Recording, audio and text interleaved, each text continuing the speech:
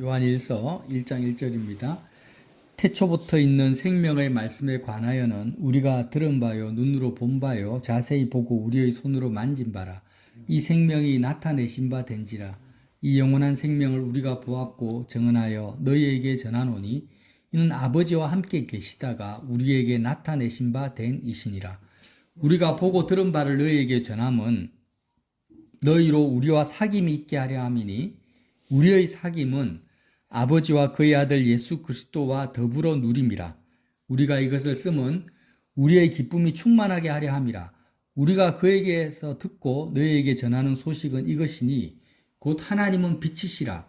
그에게는 어둠이 조금도 없으시다는 것이니라. 아멘.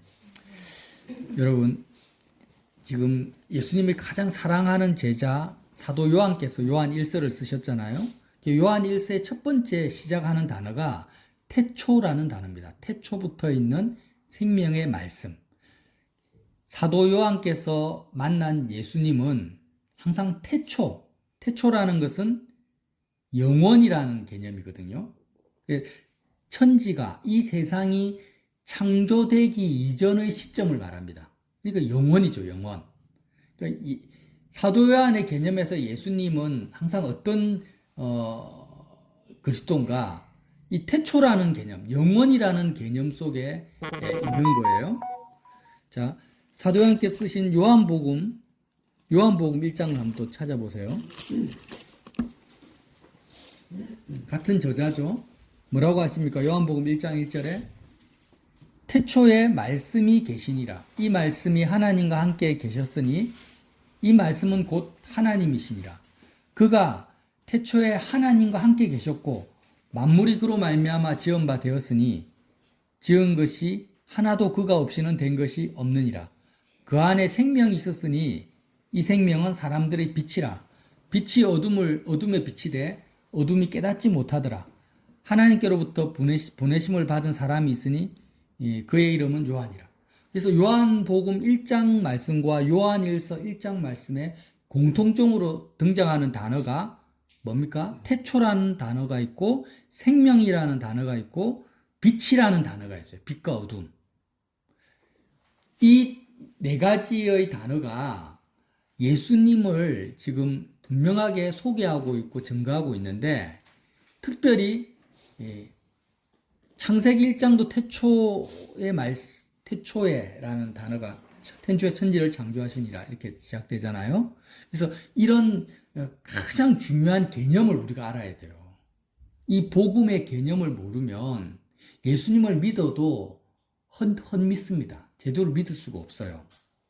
자, 지금 우리는 십자가에서 죽으시고 부활하신 예수님을 믿잖아요. 저와 여러분은. 그런데 공생애의 예수님, 그러니까 예수님이 십자가에서 죽기 이전에 많은 기적과 이적을 행하시던 그 예수님을 따르고 믿었던 사람들이 있었어요. 예수님의 12 제자를 포함해서 수많은 군중들이 있었습니다. 그래서 공생애의 예수님을 따랐던 그 수많은 무리들은 절대 다수가 다 예수님이 십자가를 지실 때 돌을 던지고 저주하고 예수님을 떠나갔습니다.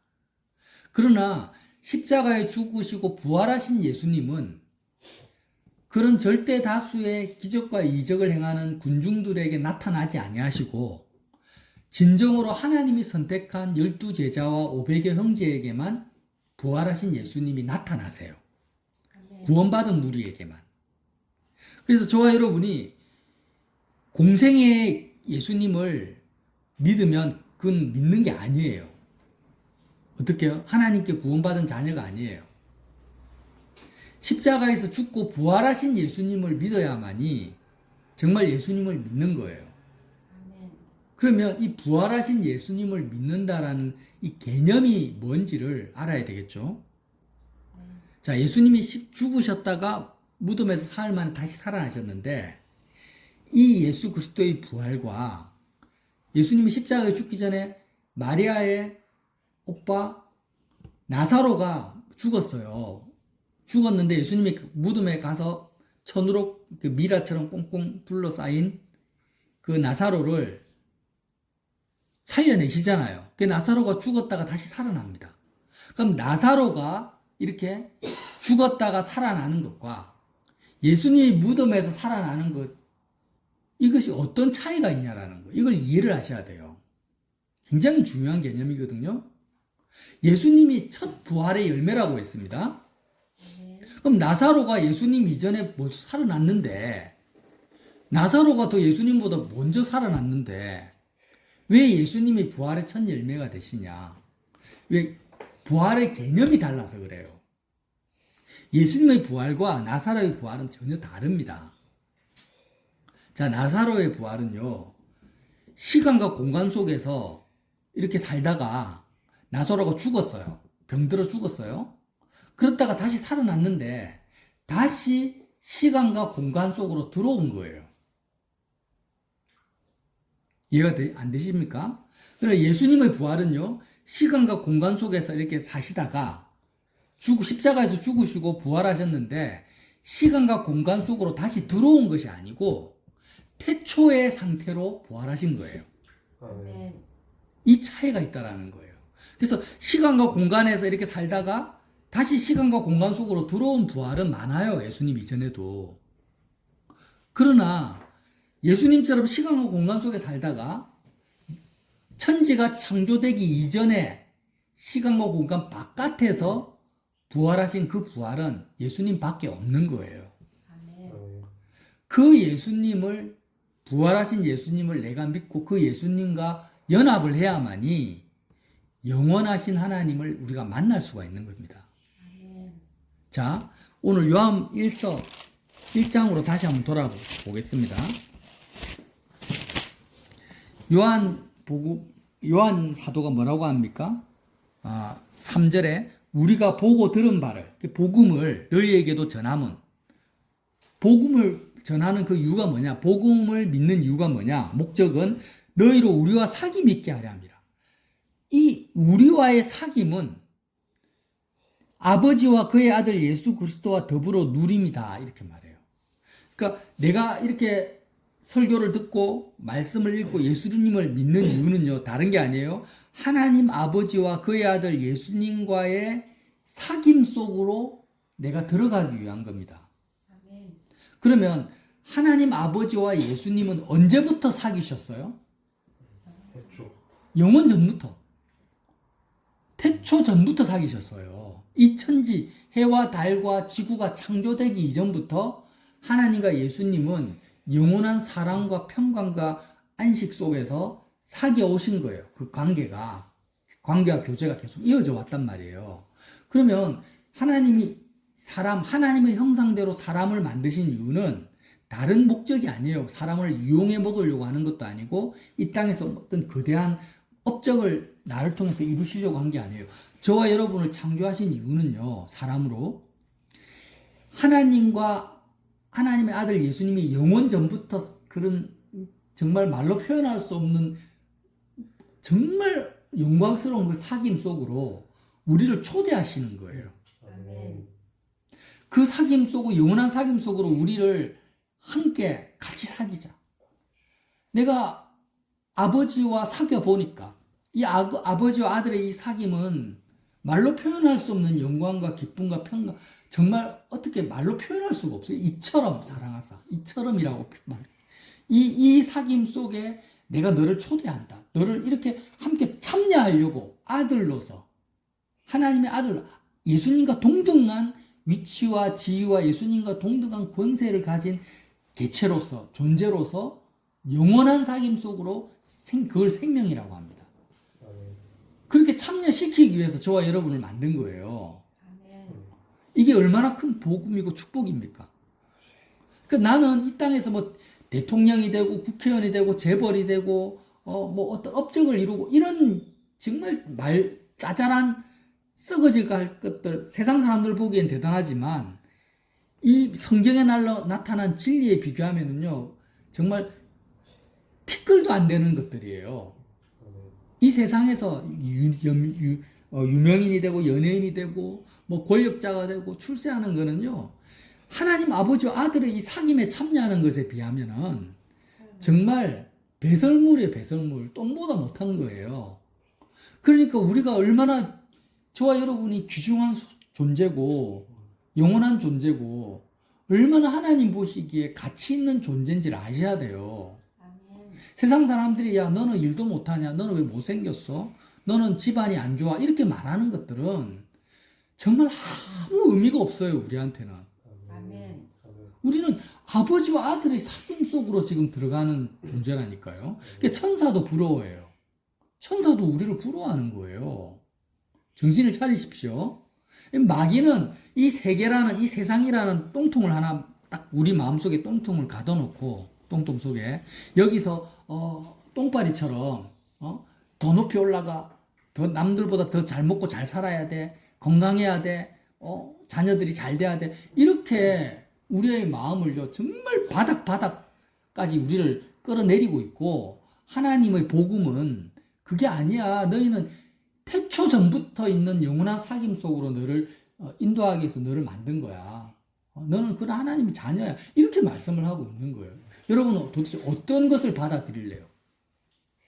세상 사람들의 가치관과 마귀가 여태까지 심어놓은 그런 세뇌 속으로 여러분이 인생을 던져 넣을 겁니까? 아니면 이 진리의, 사도 요한께서 말하는 진리의 복음 속으로 여러분 인생을 던질 것입니까? 당연하죠. 이 영원한 진리를 붙잡으시기 바랍니다. 아멘. 자, 이러한 영원한 사귐 속으로 들어가려면 반드시 예수 그리스도를 옷 입어야 돼요. 부활하신 예수님을 옷 입어야만 된다라는 거예요. 이 무슨 말이냐면, 자 보세요. 저와 여러분은 우리의 마음의 용도가 있어요. 용도. 하나님이 왜 사람에게만 마음을 주셔서, 개나 짐승은 마음이 없어요. 본능만 있을 뿐이에요. 그러나 사람에게는 마음이라는 게 있어요. 이 마음의 용도가 뭡니까? 영원하신 하나님과 예수님과의 사귐을 위해서 우리의 마음을 주신 거예요. 자, 우리가 분명히 기억을 합시다. 내 마음은요, 사람에게 하나님이 마음이라는, 영혼이라는 것을 우리에게 주셨는데, 그 창세기에 보면 하나님이 창조하시고 생기를 후 하고 불어넣으시잖아요. 저는 그게 마음이라고 봅니다. 영이에요, 영. 하나님의 영. 그걸 다른 말로 마음이라고 표현할 수 있어요. 그럼 이 생기, 하나님의 생기, 이 마음의 용도는 뭐냐? 하나님과 내가 사귀는 것. 하나님과 사귀고 예수님과 사귀기 위한 용도예요. 다른 용도로 주신 게 아니에요. 지금 타락한 인생은 마음을 어디에 씁니까? 세상에 다 쓰고 있어요. 돈 버는 데 쓰고, 이 세상의 문제, 연애하고, 이 세상에서 무엇을 먹을까, 무엇을 입을까, 이런 것에 마음을 쓰고 있습니다. 그렇게 하는 것을 뭐라고 합니까? 부패했다. 마음이 부패했다. 더러워졌다. 타락했다. 이렇게 표현을 하는 거예요. 아멘.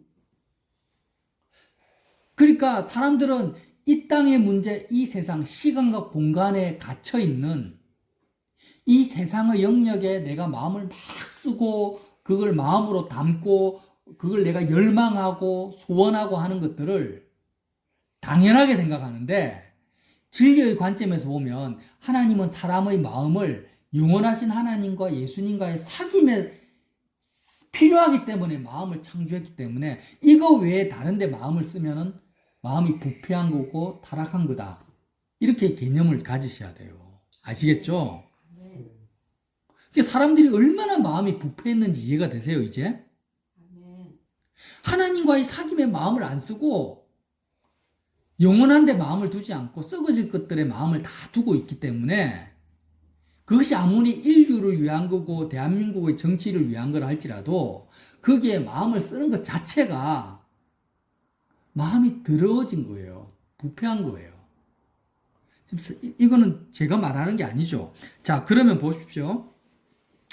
자, 예수님은 알파 오메가고 시작과 끝입니다. 시작과 끝이라는 것은 뭐냐면 천지 창조가 누구로부터 시작됐습니까?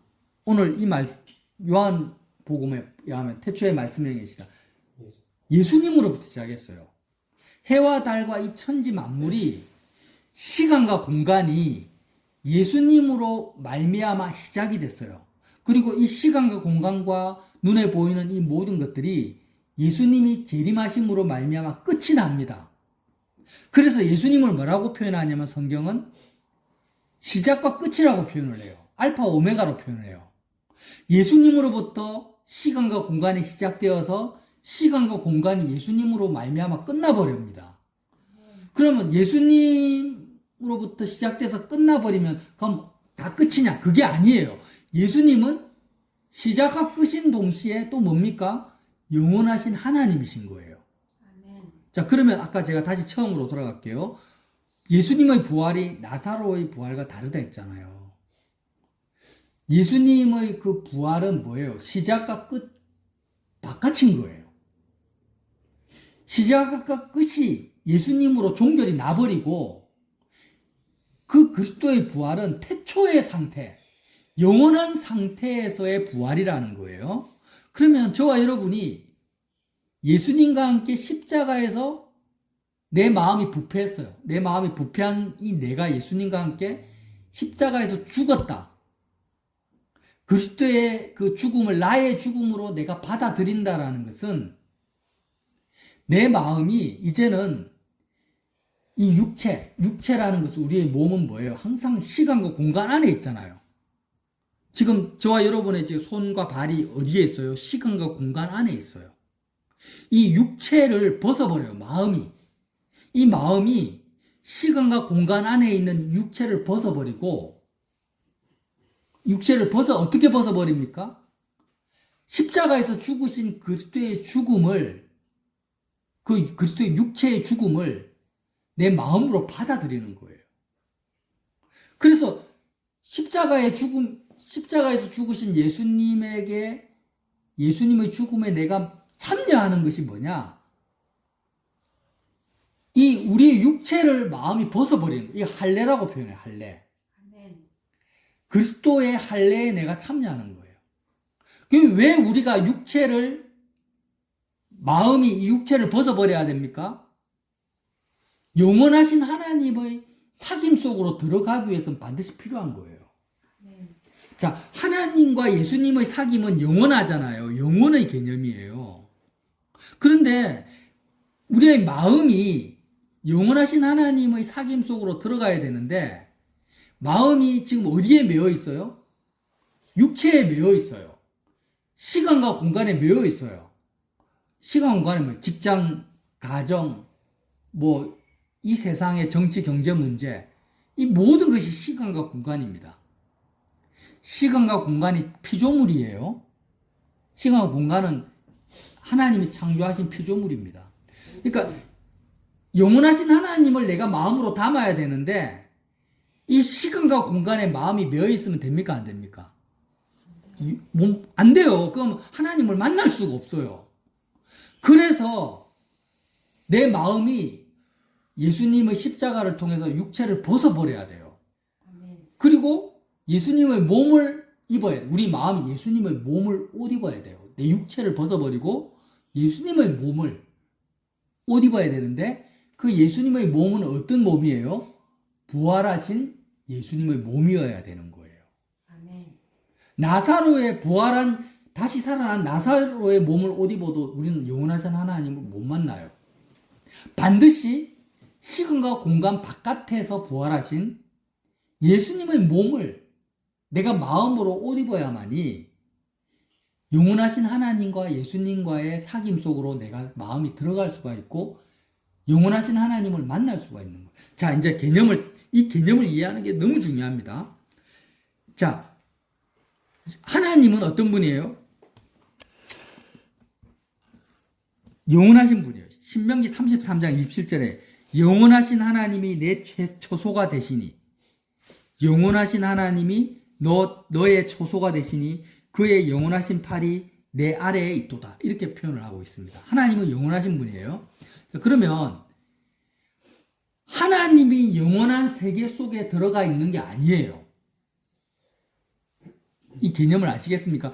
자, 시간과 공간이라는 이 세계가 있고 이 땅의 개념이 있고 영원한 세계가 있는데 하나님이 영원한 세계 속에 있는 게 아니고 하나님은 시간과 공간의 세계보다 영원한 세계보다 더 크신 분이에요.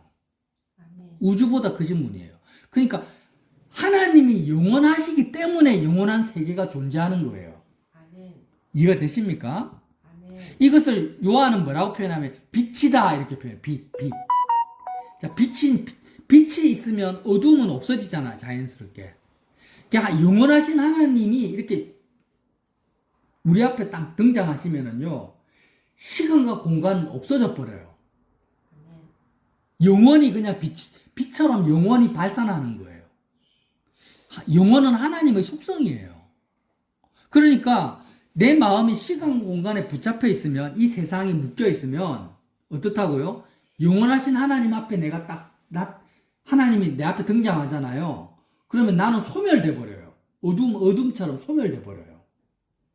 이게 이해가 되십니까? 자, 예를 들어서 내가 오늘 하루를 살아가는데 내 마음이 온통 이 세상이 묶였어요. 어떻게 하면 오래 살까? 내 몸이 아픈데 건강해야 된다. 내가 내 자녀는 어떻게 될까? 미래, 과거, 현재가 내 과거는 어땠고 현재는 어떻고 내 미래는 앞으로 어떻게 될 거다. 이렇게 이 시간과 공간, 이 세상의 마음이 이렇게 묶여 있어요. 이렇게 시간 공간 안에 이렇게 묶여 있는데 갑자기 영원하신 하나님이 내 앞에 딱 등장을 하잖아요. 빛처럼. 그러면 시간과 공간이 사라져 버리니까 시간과 공간에 묶여 있는 내 마음도 사라져 버리고 내 존재도 없어져 버리는 거예요. 어두움이 없어지듯이. 그러니까 이렇게 소멸되지 않으려면, 하나님 앞에 내가 소멸되지 않고 영원하신 하나님을 내 마음으로 담으려면 어떻게 해야 된다? 나도 예수님과 함께 죽어야 돼요. 죽는다라는 그 개념은 시간과 공간을 마음이 탈출해야 돼요. 이 세상을 내 마음이 벗어나야 돼요. 이 세상에 대한 신분의식이 없어야 돼요. 내가 남자다, 여자다, 나는 대한민국 국민이다, 내가 앞으로 어떻게 살 거다, 이 땅에서 무엇을 할 거다, 이 모든 것들이 나를 갉아매고 있는, 내 마음을 갉아매고 있는 세상의 틀이란 말이에요. 아멘. 이 틀에서 내가 벗어나야 돼요. 어떻게 벗어납니까? 예수님을 옷 입는 것을 통해 벗어나는 거예요. 그래서 자, 이제 말씀을 정리할게요. 기도라는 것은, 자, 기도가 뭐냐? 매 순간 예수님을 내가 취하는 거예요. 아멘. 매 순간 예수님을, 부활하신 예수님을, 십자가에서 죽으시고 부활하신 예수님을 내 것으로 내가 가지는 것이 기도예요. 가장 소중한 예수님을 하나님이 세상을 이처럼 사랑하사 우리에게 주셨어요. 독생자 예수님을. 우리 모든 하나님의 형상대로 지음받은 사람에게 독생자 예수님을 하나님이 공짜로 주셨는데 아무도 예수님을 자기 것으로 취하지를 않아요. 돈을 얻으려고 하고 세상의 명예를 얻으려고 발악을 하는데, 하나님이 정말 공짜로 주신 예수님을 가질 생각을 안 해요. 공짜로 주셨는데. 왜요? 마음이 시간과 공간에 이 세상에 묶여 있어서 그래요. 하나님과의 사귐에 관심이 없어요. 구원에 관심이 없는 거예요. 그래서 기도라는 것은 그냥 영원하신 예수님을 내 것으로 취하는, 그게 살과 피를 먹는다 이렇게 표현해요. 예수님의 살과 피를 내가 먹는다 이렇게 표현을 하는 거예요. 표현을. 그러니까 내가 예수님을 취한다라는 의미가 뭡니까? 공생애에 예수님을 취하는 게 아니에요. 아멘.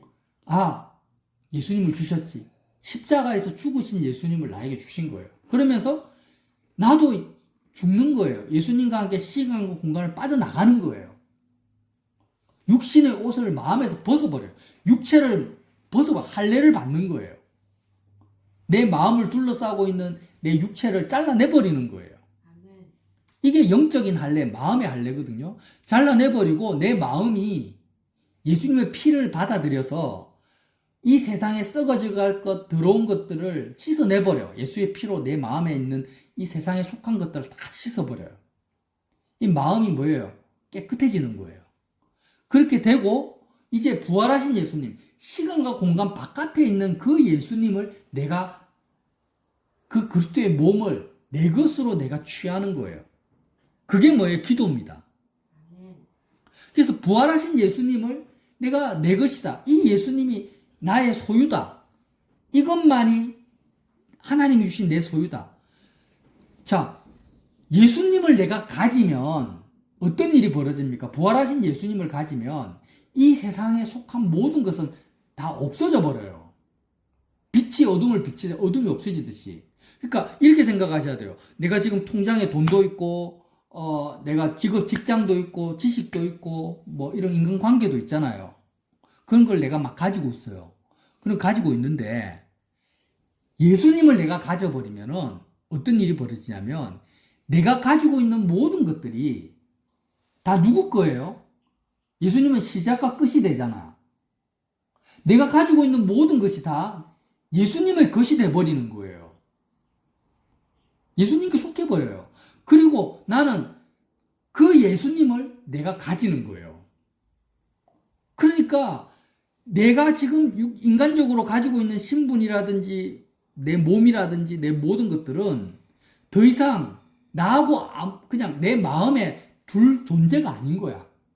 그리스도 외에는 아무것도 없어져 버리는 거예요. 예수님의 시작과 끝이니까. 예수 그리스도 외에는 아무것도 나와 관계된 것도 없고 내가 상관할 것도 없고 내가 소유할 것도 없게 돼 버리는 거예요. 그러므로 예수님을 내가 가지게 되잖아요. 부활하신 예수님. 자, 중요합니다. 부활하신 예수님을 내 것으로 가지게 되면 이제 어떤 일이 벌어지냐? 하나님 아버지를 내가 만나게 돼. 영원하신 하나님 아버지를 내가 만나도 내가 소멸되지 않는 거예요. 아멘. 모세가 시내산에서 하나님 만나잖아요. 그렇게 하나님 우리가 만날 수 있는 거예요. 그리고 그 하나님과의 사귐 속으로 내가 들어가 영원한 사귐. 이게 뭐예요? 구원이라고 합니다. 구원. 구원. 제가 지금 최선을 다해서 구원에 대해서 믿음에 대해서 설명을 했지만 이해가 되십니까? 아멘. 이해가 되시는 분도 있고 좀 이해가 될 듯 말 듯 하시는 분도 있을 거예요. 그러나 성경은 뭐라고 합니까? 출애굽기 19장 5절에 세계가 다 내게 속하였나니 너희가 내 말을 잘 듣고 내 언약을 지키면 너희는 모든 민족 중에서 내 소유가 되겠고 너희가 내게 대하여 제사장의 나라가 되며 거룩한 백성이 되리라. 이 세계가 시간과 공간이 다 누구의 거예요? 하나님께 속한 거예요. 우리가 뭔가를 내가 이 땅에서 뭔가를 얻으려고 하고 성취하려고 하고 가지려고 할 필요가 없는 거예요. 아멘.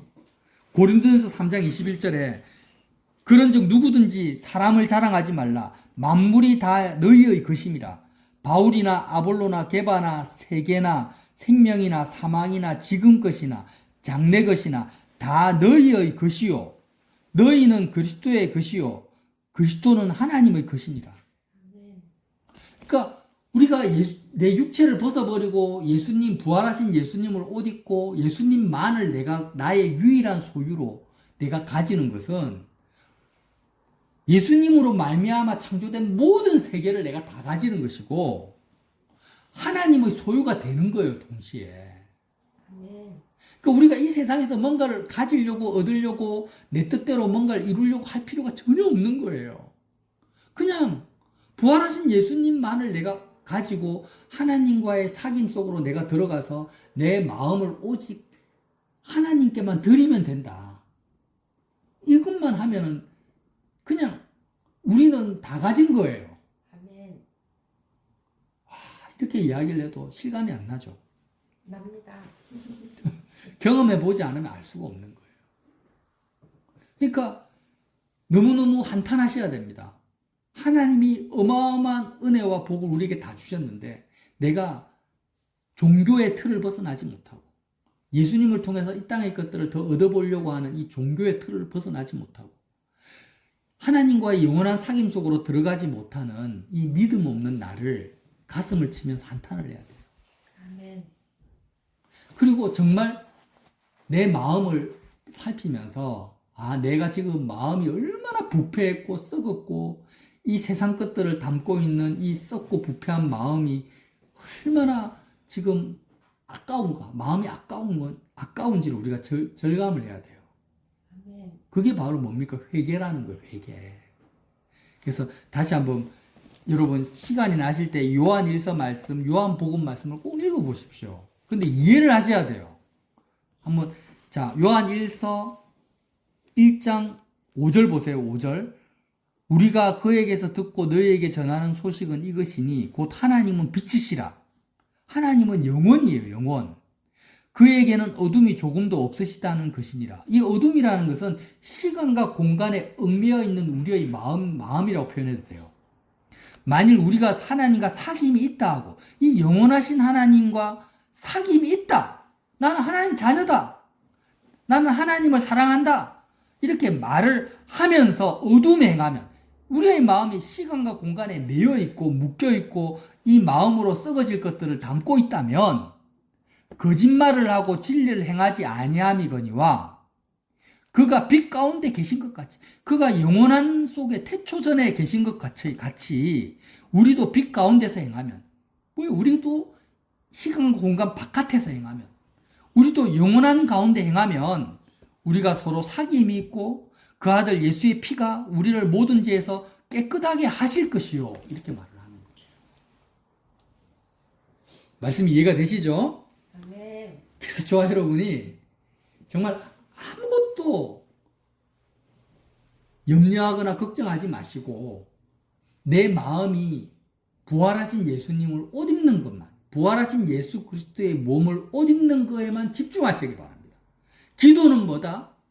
예수님을 내가 공짜로 주신 예수님을 내 것으로 취하는 게 기도예요. 아멘.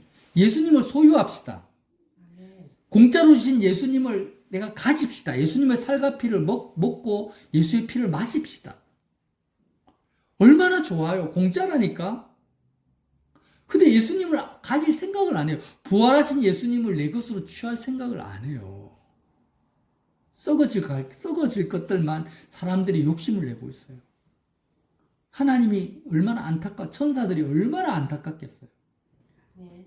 그래서 정말 그리스도의 살과 피를 먹고 마음의 할례를 받고 예수님의 몸을 옷 입어서 영원하신 하나님과 그리스도의 사귐 속으로 매 순간 들어가시는 저와 여러분 되시기를 예수님 이름으로 빌어드립니다.